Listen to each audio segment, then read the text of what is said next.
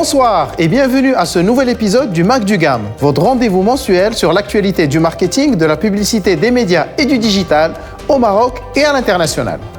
Le Mac du GAM, ce sont des thématiques qui vous intéressent, discutées par des experts connus et reconnus, les principaux chiffres de l'industrie, des benchmarks et des success stories. Commençons notre émission par les principaux chiffres du secteur.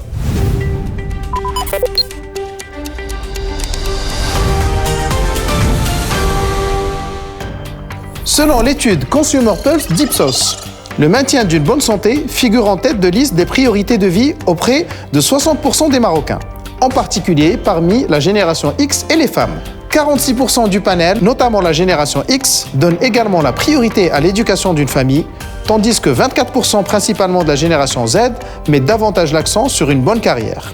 Pour ce qui est des audiences télé, la durée d'écoute individuelle quotidienne pendant le mois de Ramadan a enregistré une moyenne de près de 4 heures et 48 minutes, en progression de plus d'1 heure par rapport à la période d'avant Ramadan. Toujours selon les chiffres du SIOMED, les parts d'audience sont à 33% pour 2M, 17% pour la SNRT tout au long de la journée. Pour le prime time, 40,3% pour 2M et 25,2% pour la SNRT. Le baromètre de consommation des ménages de Kantar nous apprend que les dépenses FMCJ ont augmenté de 8% chez les foyers marocains, malgré une baisse de consommation des produits achetés et des fréquentations de magasins de respectivement 6 et 7%. L'étude annuelle de Data Reportal sur les tendances du digital au Maroc montre que le taux de pénétration de l'Internet dépasse les 88%, ce qui équivaut à 33,18 millions d'internautes au début de l'année 2023. Selon cette même étude, le Maroc comptait 21,3 millions d'utilisateurs de réseaux sociaux en janvier 2023, soit 56,6% de la population totale. C'était tout pour les chiffres du GAM. Passons à présent à la deuxième rubrique de notre émission, le débat du GAM.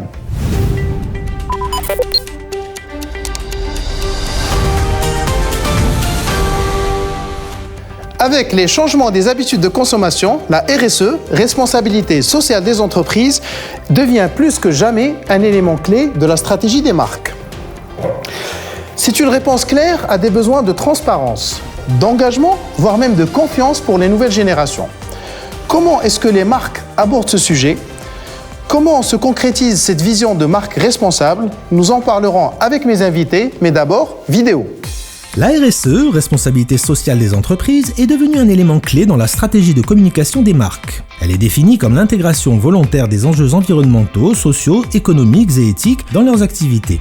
Elle permet de répondre aux attentes croissantes des consommateurs en matière d'engagement social et environnemental des entreprises. Les marques peuvent intégrer la RSE dans leurs pratiques de différentes manières. Elles peuvent, par exemple, réduire leur empreinte carbone en adoptant des méthodes de production écologiques et en utilisant des sources d'énergie renouvelables. Coca-Cola a investi dans les projets de production d'énergie éolienne pour réduire son empreinte carbone, tandis que Ikea s'est engagé à produire autant d'énergie renouvelable qu'il en consomme d'ici 2025. Les marques peuvent également s'engager dans des initiatives sociales pour aider les communautés locales, comme Tom Shoes avec sa campagne One for One, qui consiste à donner une paire de chaussures à un enfant dans le besoin pour chaque paire achetée.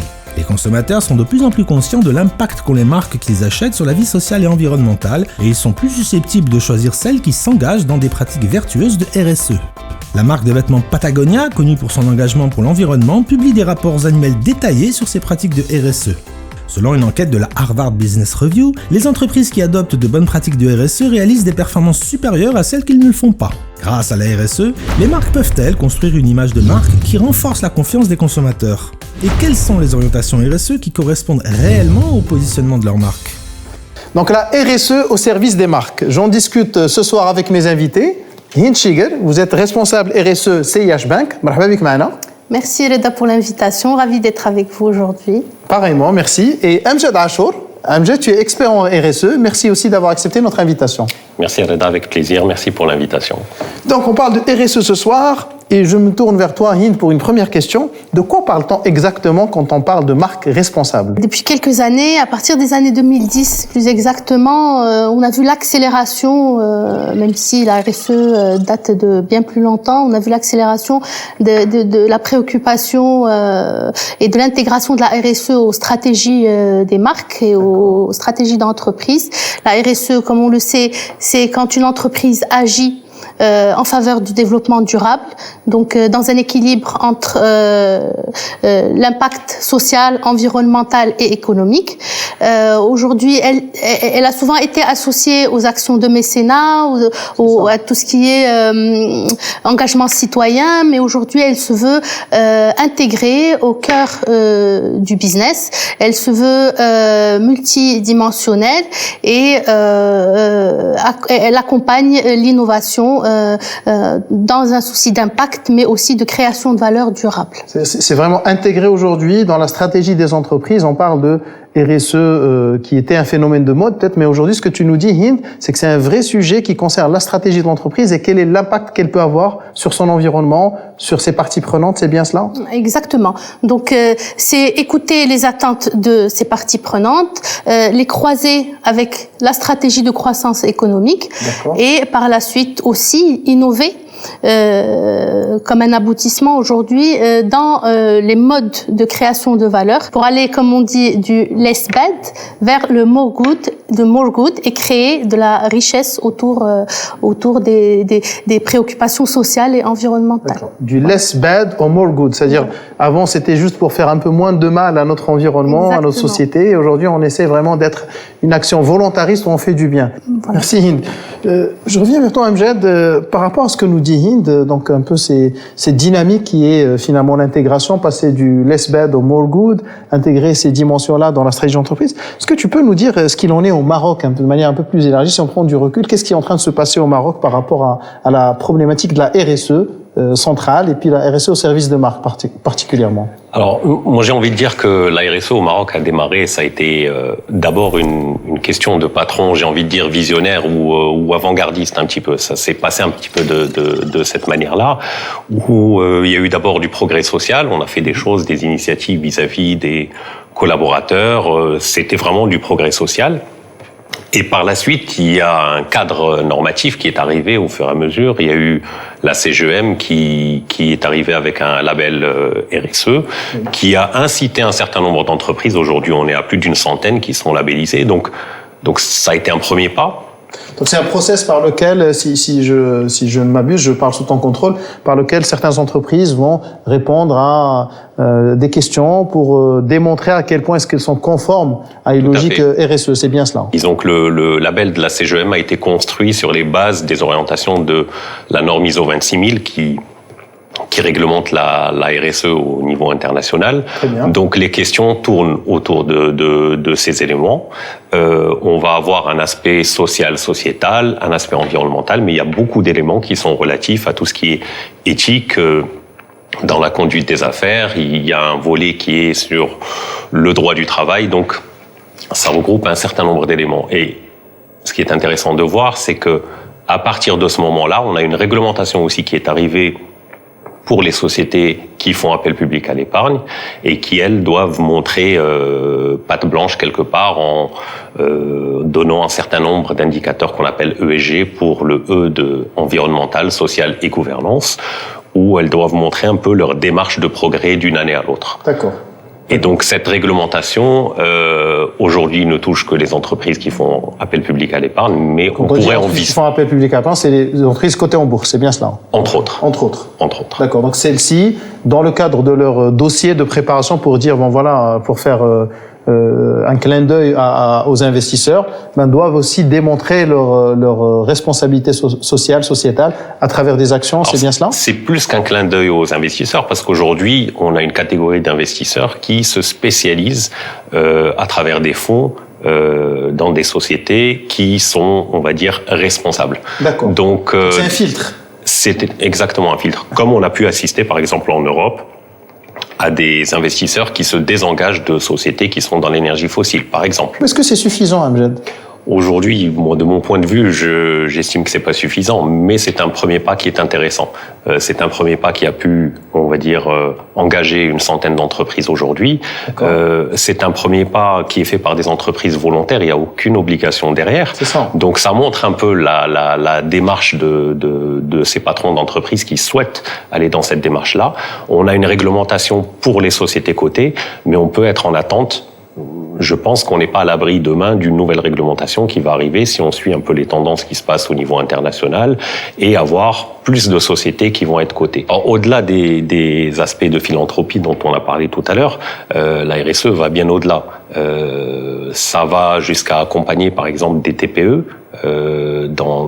à travers des achats responsables. On va encourager les entreprises à intégrer par exemple dans le processus achat la consultation de TPE, de ne pas aller vers les mêmes prestataires, les mêmes... Alors, ça peut être un volet, mais oui. Il y a un deuxième volet qui est important, c'est quelque part d'auditer, j'ai pas envie d'utiliser le terme d'auditer, mais quelque part c'est inciter les partenaires, les fournisseurs à respecter un certain nombre de règles. Donc faire l'intégration. Exactement.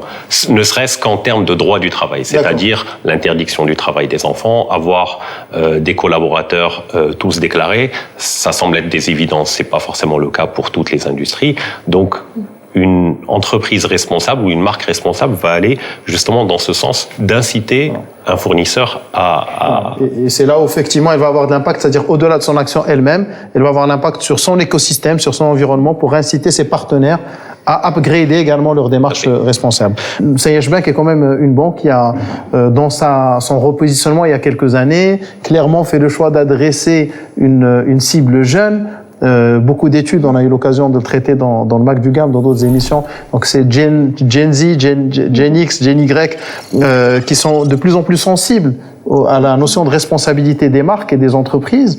Est-ce que tu peux nous parler un peu de ce que vous faites au niveau de CIH Bank Hind? Oui, justement, comme tu le dis si bien, Reda, nous adressons une clientèle donc jeune, qui est ultra connectée aujourd'hui, donc très informée, et donc qui a une vision internationale et nationale de l'information et des agissements des marques. Donc c'est une génération aussi en quête de sens et qui est aussi, qui se veut, le consommateur d'aujourd'hui se veut plus consommateur. Exactement. On aime le dire exactement. Dans le domaine.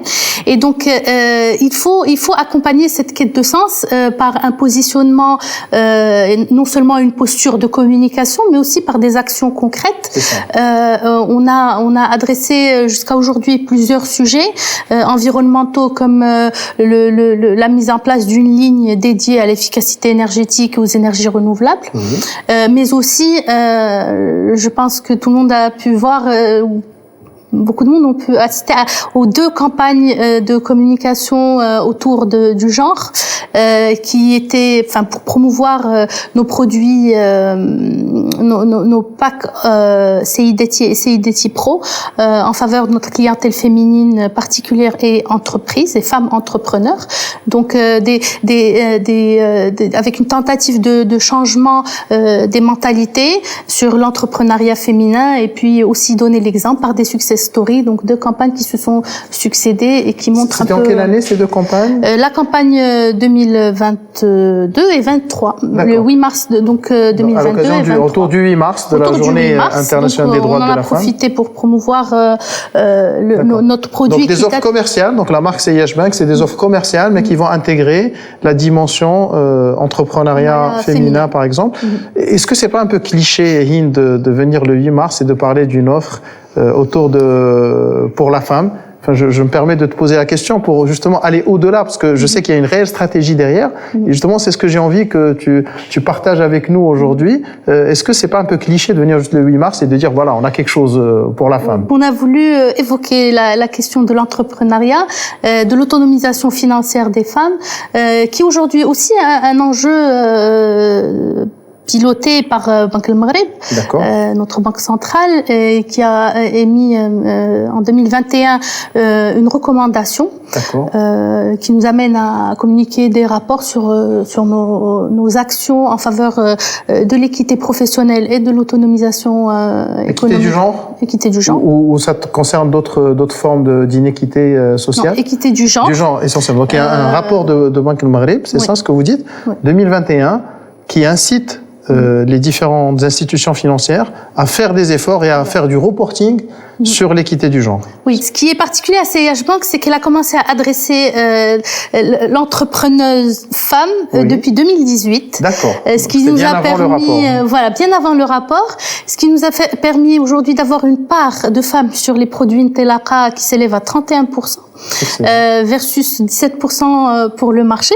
La moyenne marché elle est de 17% sur Ntelaqa, oui, parce qu'on a su adresser et adresser la clientèle féminine avec une approche adaptée. Aujourd'hui, notre cliente femme a besoin de plus d'informations, a besoin d'accompagnement aussi, donc d'accès à l'information de la part de la banque plus important. Donc, on a eu une longueur d'avance et aujourd'hui, on confirme cette approche par des campagnes de communication. Donc vraiment, ça va dans le des actions ponctuelles, ça s'intègre vraiment dans une stratégie délibérée d'agir envers cet axe qui est l'inclusion d'un point de vue gender diversity. C'est bien cela. Est-ce qu'il y a d'autres exemples, Hind, que tu souhaiterais partager avec nous sur des actions concrètes qui sont faites au niveau de la marque CIH Bank pour intégrer la dimension RSE? Alors aujourd'hui, on travaille d'arrache-pied et on a constitué une task force pour mettre en place des mesures en faveur de notre clientèle en situation de handicap, pour améliorer les accès physiques, mais aussi digitaux de la banque en général.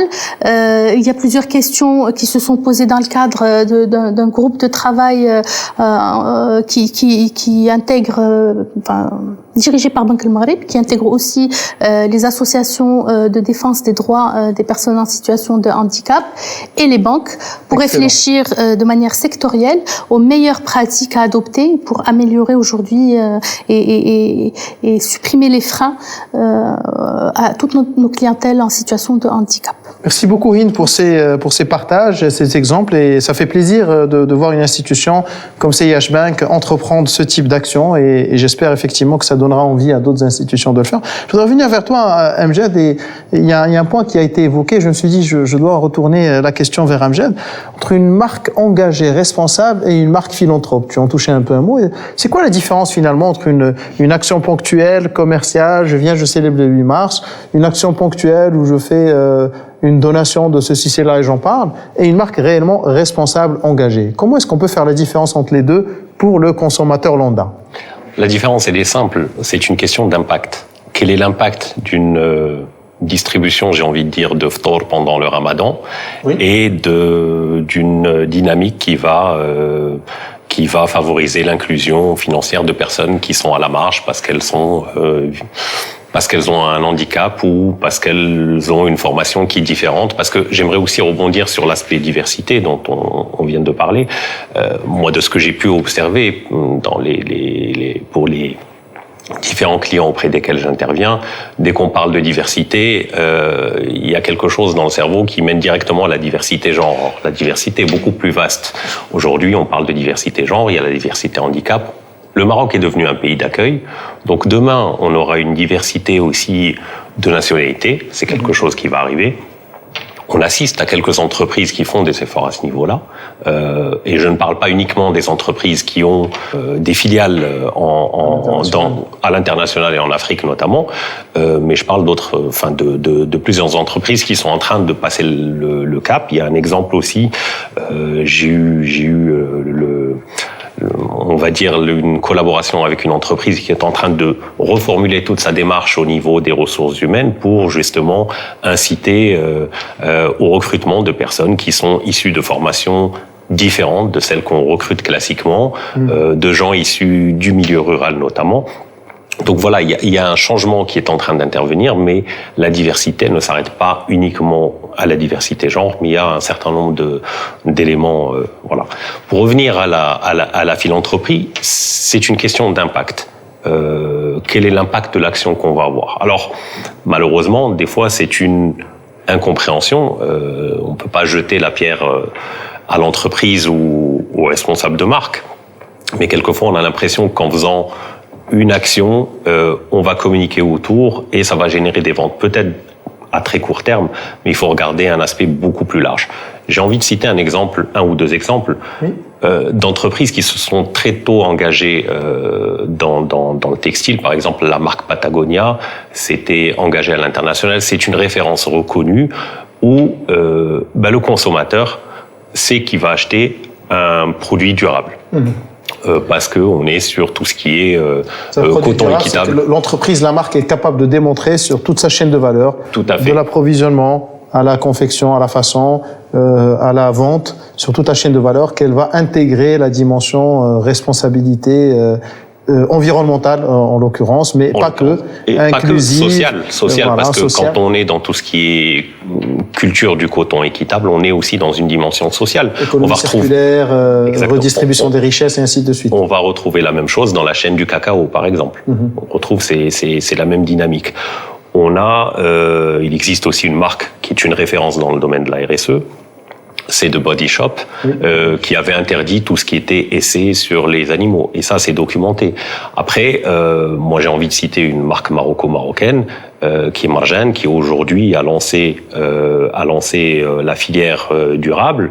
Et aujourd'hui, on a des agriculteurs qui vont avoir accès directement aux ventes au niveau de la grande surface, sans passer par un certain nombre d'intermédiaires. Donc, on est en train de parler de réduction, tout l'aspect réduction de marge.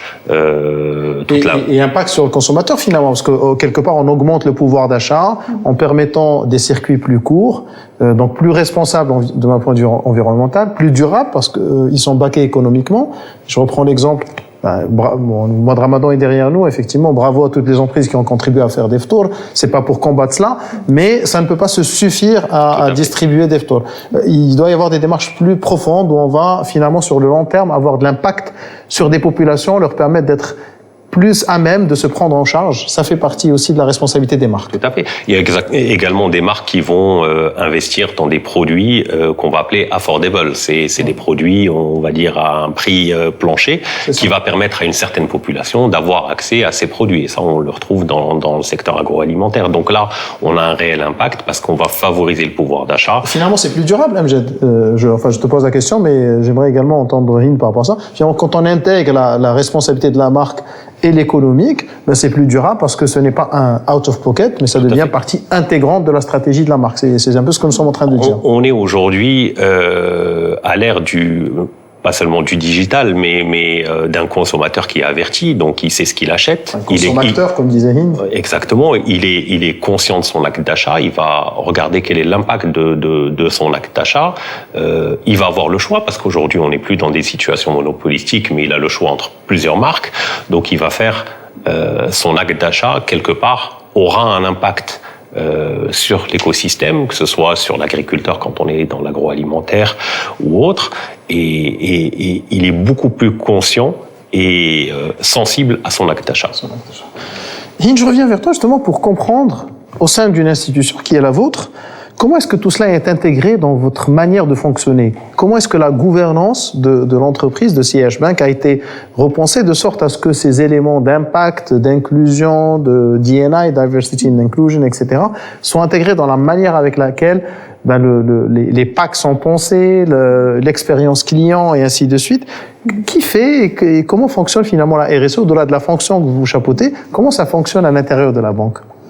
Donc aujourd'hui, la RSE vient, la stratégie RSE de CH Bank vient dans la même lignée que les mutations progressives qu'a connues la banque. Aujourd'hui, donc consciente des enjeux prioritaires et aussi partenaire de la stratégie nationale de développement durable et des enjeux marocains, parce que la RSE c'est aussi une question de territoire et de présence, de territoire de présence.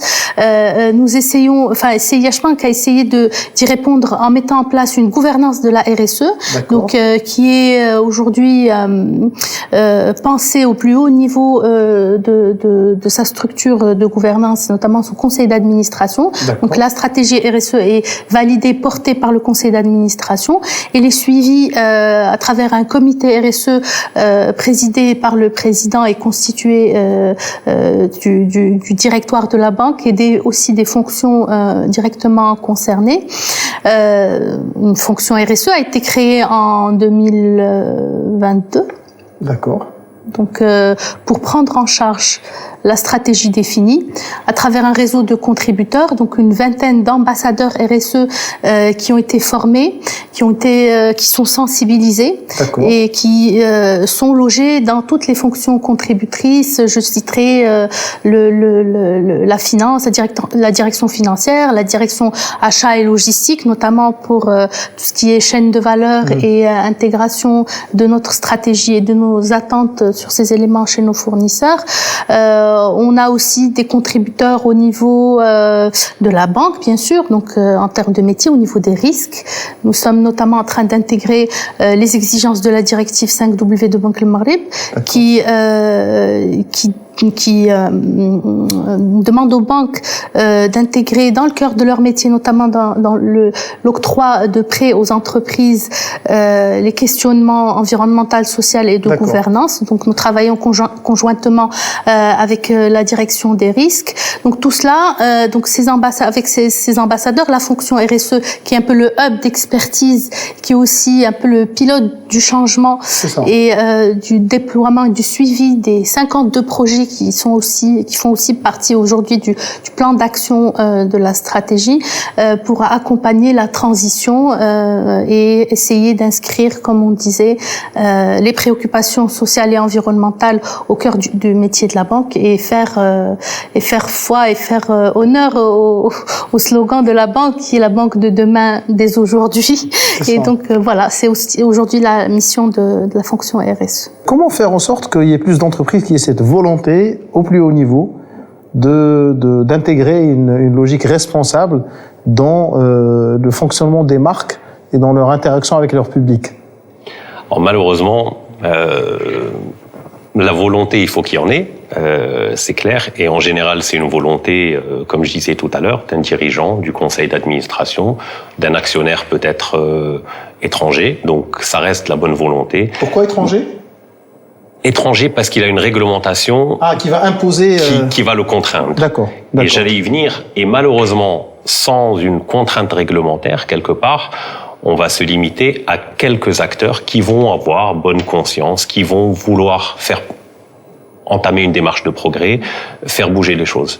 Si on n'a pas cette contrainte réglementaire, finalement, on reste très limité. Donc, est-ce que ça veut dire que finalement, est-ce que les marques n'ont pas intérêt, est-ce que c'est pas prouvé par des chiffres que si elles ont des démarches responsables, finalement, elles vont avoir un meilleur impact économique. Et donc, du coup, il devrait y avoir une sorte de prise de conscience, comme ça a été le cas, par exemple, dans d'autres fonctions. Historiquement, la qualité, par exemple, c'était une fonction, c'était d'abord parce qu'on a insisté, puis à un certain moment, on a compris que finalement, la non-qualité coûtait beaucoup plus que la qualité, et les marques ont commencé à faire de la qualité quelque chose d'intégré dans leur stratégie.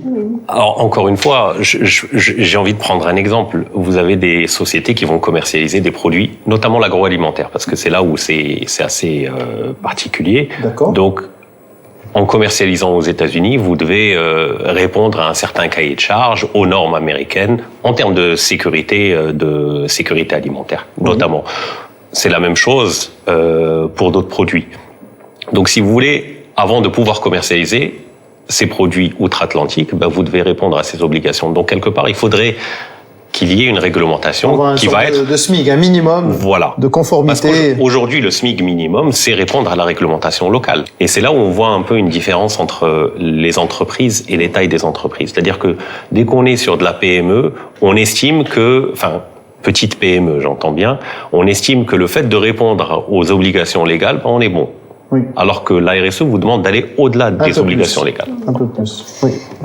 Sur ta question du comment, il y a aussi le rôle des acteurs déjà conscients et déjà responsables, donc qui vont impacter leur chaîne de valeur, comme tu disais tout à l'heure, et aussi le fait, on le fait aujourd'hui au sein de CIH Bank, d'agir au sein des écosystèmes. On fait partie du conseil d'administration du cluster ONR, notamment pour pouvoir sensibiliser, accompagner accompagner,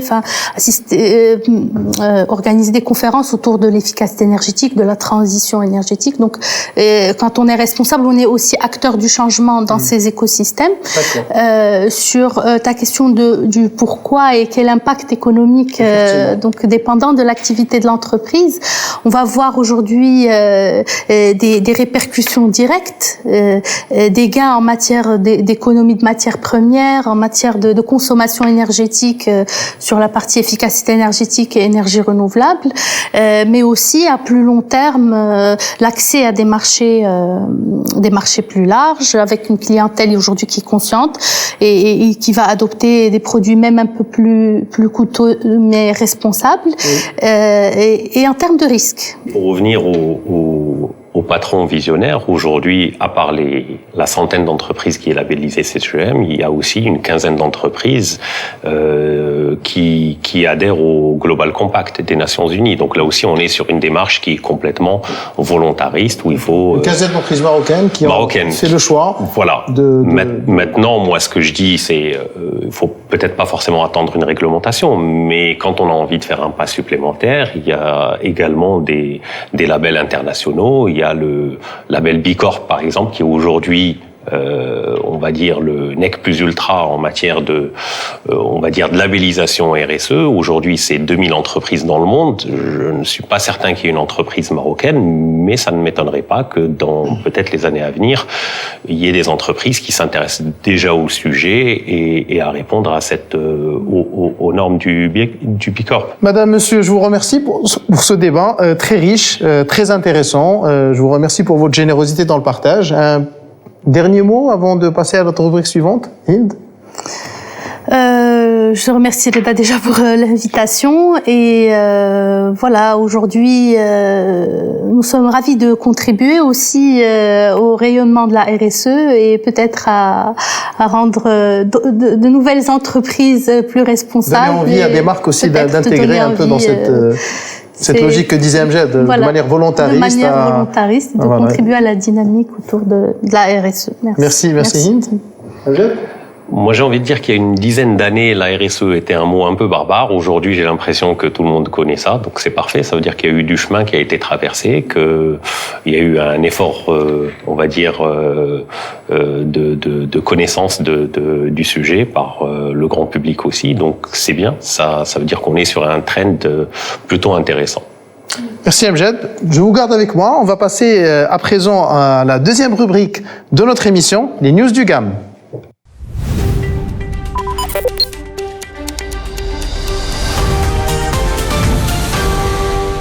Le 11 avril 2023, le groupement des annonceurs du Maroc a organisé la 7e édition du Grand Tour des annonceurs en présence de près de 400 participants.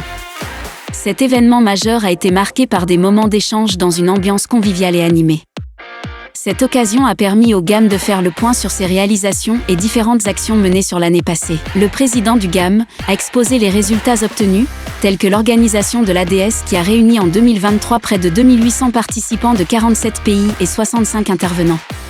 Ainsi que le lancement de la GAM Academy qui offre des formations dans les domaines du marketing, du digital et de la communication. Les afterworks du GAM et le MAG du GAM lancé en mai 2022 présentent d'excellentes performances sur YouTube et les plateformes sociales du groupement, ainsi que les différentes enquêtes et études réalisées, dont les insights sont d'un grand intérêt pour les annonceurs. Au cours de ce grand tour, la nouvelle identité du GAM a été dévoilée, déployée à partir d'une vision qui prend en compte les transformations qui surviennent dans le monde et particulièrement en Afrique. L'événement s'est achevé par un panel de discussion sur la génération Z et le défi qu'elle représente pour les marques marocaines. Nous allons à présent passer à la découverte d'une nouvelle marque, Magana, dans l'horlogerie de luxe. Son fondateur, Omar Chaoui, était avec nous, le case study du GAM.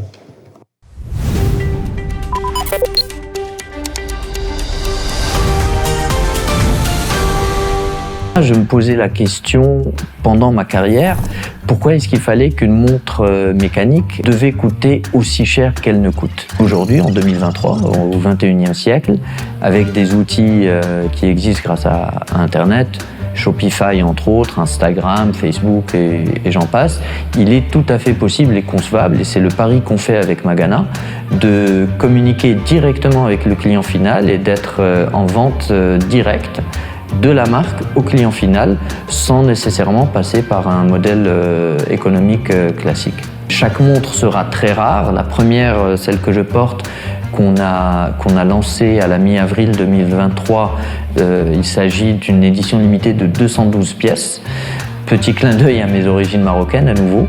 Et notre modèle économique, en fait, pour justement être très conscient de notre impact en termes de consommation et d'éviter la surconsommation, c'est de faire 4 drops annuels, donc une fois tous les 3 à 4 mois, une nouvelle montre en édition limitée de 212 qui sera vendue sur notre site. Et au-delà du côté matériel, financier, business, de créer une marque et de faire une aventure qui réussisse sur le plan matériel, j'ai envie de transmettre des valeurs qui me sont chères et qui, je trouve, sont universelles.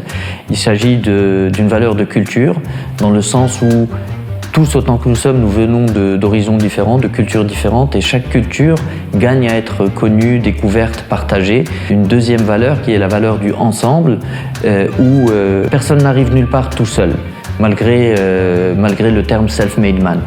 Et la dernière valeur qui est une valeur de conscience, dans le sens où je pense que nous avons tous une responsabilité d'être conscients de nos actions, de notre façon d'être, de consommer.